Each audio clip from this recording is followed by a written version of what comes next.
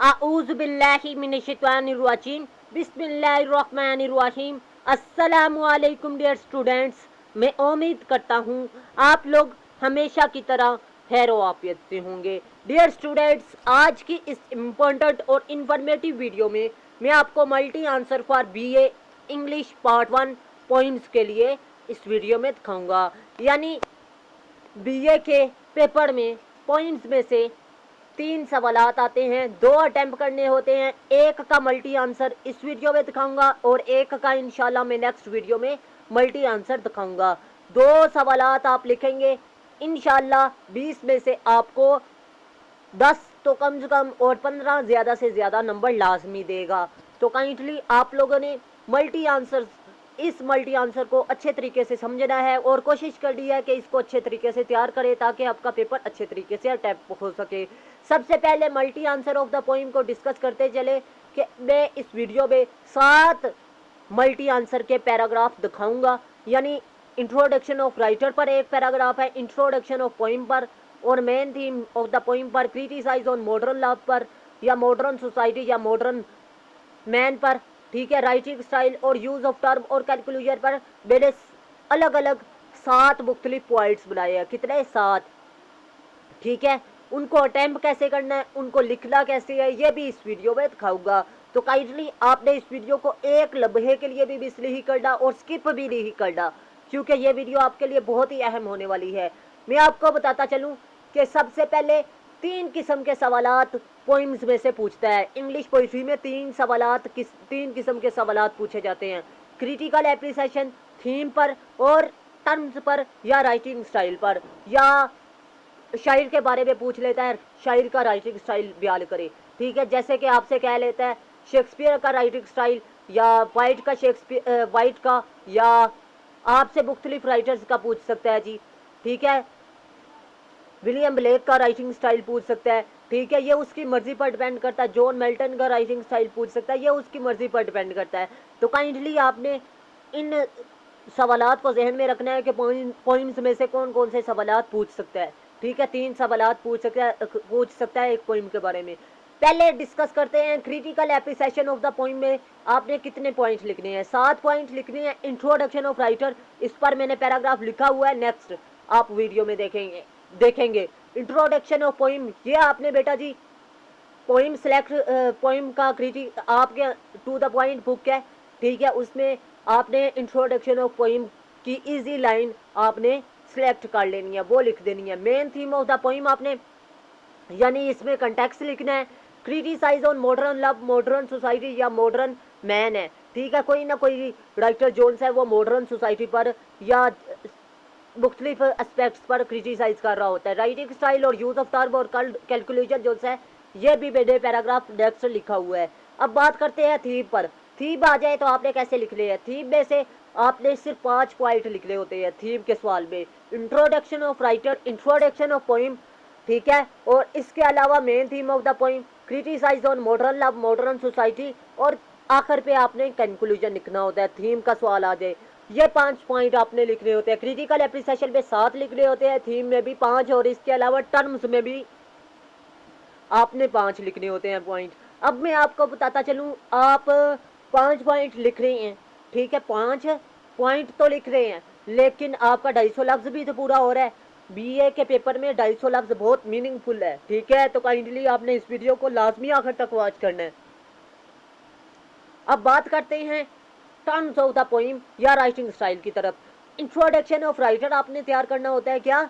Introduction of writer, ठीक है, इसमें लिखना होता है, वो मैं नेक्स्ट लिखा हुआ है, नेक्स्ट आप देखेंगे। मेन थीम आपने तैयार करना होता है, यानी कंटेक्स्ट आपने या मेन थीम आपने तैयार करना लिखना होता है शॉर्ट, ठीक है, समरी आप कह दें। राइटिंग स्टाइल आपने लिखना होता है, यूज ऑफ टर्म लिखना होता है, ठीक है, कंक्लूजन। राइटिंग स्टाइल में क्या चीज़ें शामिल होती हैं, इस पर भी मैंने पैराग्राफ लिखा हुआ है, आपने उसको लाजमी अच्छे तरीके से तैयार करना है।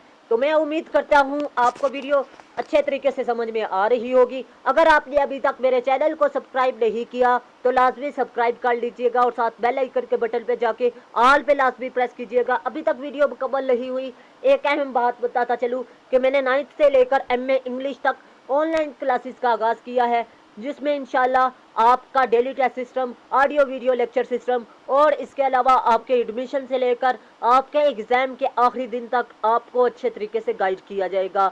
तो अगर आप लोग इंटरेस्टेड हैं तो आप लोग मेरे व्हाट्सअप नंबर और कमेंट सेक्शन पर रब्ता कर सकते हैं।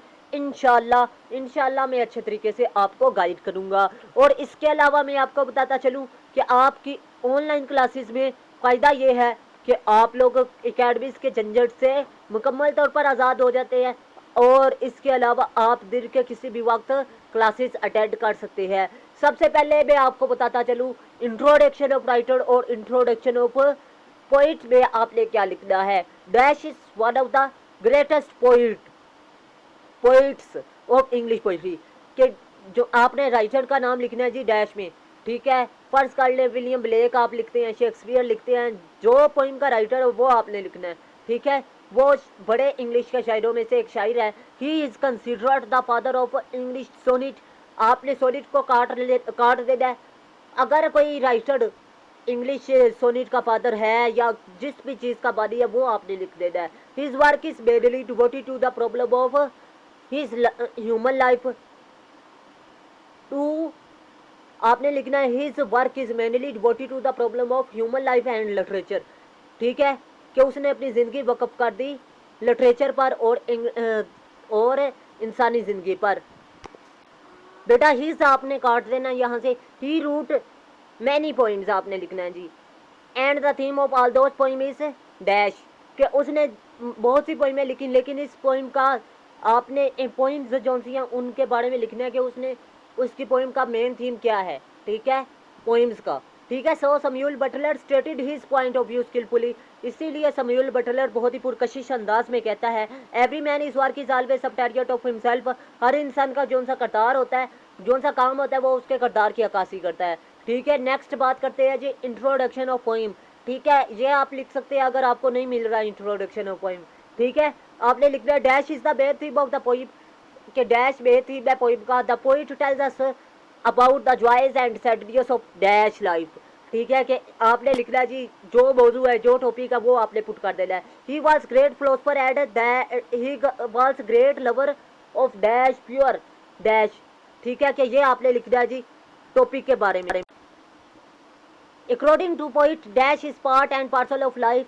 आपने लिखना है जी जो टॉपिक है जो मौजू बयान कर रहा है, ठीक है, पोइम का आपने टॉपिक सेलेक्ट कर लेना है, वो लिख देना है, ठीक है। अकॉर्डिंग टू पोइट शायर के मुताबिक डैश पोइटस भी आप लिख सकते हैं। Dash is the main source of happiness, ठीक है, डैश डैश का जरिया टॉपिक आपने लिखना है। One writer stated his point of view, कोई भी आपने इधर टॉपिक के बारे में कोटेशन लिख देनी है। नेक्स्ट कंटेक्स्ट की बात करें मेन थीम की या समरी की, तो आपने मैं डिस्क्रिप्शन में लिंक सेंड कर दूंगा, आपने वो देख लेने हैं ये बीए वालों के लिए, ठीक है। क्रिटिसाइज ऑन मॉडर्न डैश, ठीक है, कि मॉडर्न सोसाइटी या मैन पर या फिर सिविलाइजेशन पर कोई ना कोई शायर क्या कर रहा होता है तनकीद, तो आपने वो लिख देना है। यहाँ पर राइटर का नाम लिख देना है। Writes about only negative side of dash, कि नेगेटिव साइड जिस टॉपिक के बारे में वो नेगेटिविटी को बयान करता है आपने वो लिख देना है। In his all poems the poet depends upon the life of dash, कि उसने अपनी तमाम पोइम्स में डैश पर अफसोस किया, या फिर इन हिज पोइम आपने लिख देना है, ऑल काट देना अगर आपको पोइम्स आपने पोइम्स उसकी नहीं पढ़ी। So we can say that he has studied so we can say that he has studied the evils of modern love very closely. इसीलिए हम कह सकते हैं कि उसने बहुत ही गहराई के साथ मॉडर्न बुराइयों का मुतालिया किया। So we can say that he is great philosopher and great lover of dash, topic के बारे में आपने लिख देना है। नेक्स्ट बात करते हैं writing style. Dash uses difficult language in his poem, ठीक है। अगर वो राइटर का नाम लिखना है वो डिफ़िकल्ट लैंग्वेज इस्तेमाल करता है तो आपने डिफ़िकल्ट लिखना है, अदरवाइज आपने ईजी लिखना है। The poem has been divided into dash lines dash stanza, ठीक है। अगर उसने स्टैंजा जितने भी इस्तेमाल किए हैं आपने यहाँ पर लिख देना है स्टैंजा नंबर, ठीक है। 3 है तो 3 लिख देना है, 4 है तो 4। लाइंस जितनी भी हैं आपने लाइंस गिन कर यहाँ पर लिख देनी है। अगर 20 है, 23 है, 24 है, वो आपने लिख देनी है। नेक्स्ट बात करते हैं 6 पॉइंट की। The poem is rich imagery as the poet has use it many similes and metaphors, और शायर ने बहुत ही आला इमेजरी इस्तेमाल की है और उसने इसके अलावा बहुत सी सिमलीज और मेटाफेयर का इस्तेमाल किया है। He uses alliteration word, alliteration ऐसी लाइन को कहते हैं जो सेम अल्फाज एक लाइन में आ जाए। एक लाइन में सेम अल्फाज का आ जाना एलिट्रेशन होता है जी। एनोफोरा क्या होता है, एक लाइन का शुरू वाला लफ्ज़, ठीक है, और दूसरी लाइन का शुरू वाला लफ्ज़ सेम हो, एक जैसे हर्फ से शुरू हो, तो वो क्या है, एनोफोरा। ये आपने खुद ही वो मिसाल आपको मिल जाएगी, ठीक है, आपने निशानदही करके वो लिख देनी है मिसाल के तौर पर, जो कोई जोन सी मर्जी हो पूरी पोइम में से, ठीक है। अब बात करते हैं, the economy of words in this poem is very remarkable. बस जोन सी अल्फाज का चुनाव है वो बहुत आला है शायर की तरफ से, ठीक है, यह आपने लिख देना है। नेक्स्ट बात करते हैं जी 7 पॉइंट की कैलकुलेशन की। हिनक his description of the poem is very realistic. बस उसकी जोन सी डिस्क्रिप्शन है पोइम की वो रियलिस्टिक है, ठीक है। हर आपने लिखना है औरत के लिए, इन शॉर्ट राइटर का नाम लिख देना है। Occupies the distinct position, distinct बेटा जी कहते हैं आला, नुमाया, ठीक है। पोजीशन इन इंग्लिश पोइट्री में हासिल करता है। He was a noble figure in English poetry, वो आला हिंद से हासिल करता है, या शी वाल्स, ठीक है। हिज स्ट्रेंथ, उसकी ताकत, हिज ऑर्डर और उसकी तरतीब, हिज मैनलिनियस और उसकी मर्दानगी, his complete freedom from affection, affection कहते हैं असर को, make him a prominent poet of his age, उसे अपने दौर का बड़ा शायर बनाती है। तो मैं उम्मीद करता हूँ आपको ये वीडियो अच्छी लगी। हिज और शी में फ़र्क रखना है और मैनलिनियस की जगह आपने वूमैनियस, ठीक है, लिखना है। तो मैं उम्मीद करता हूँ आपको वीडियो अच्छी लगी तो लाजमी लाइक कीजिएगा, दोस्तों के साथ लाजमी शेयर कीजिएगा। अल्लाह हाफिज़, पाकिस्तान जिंदाबाद।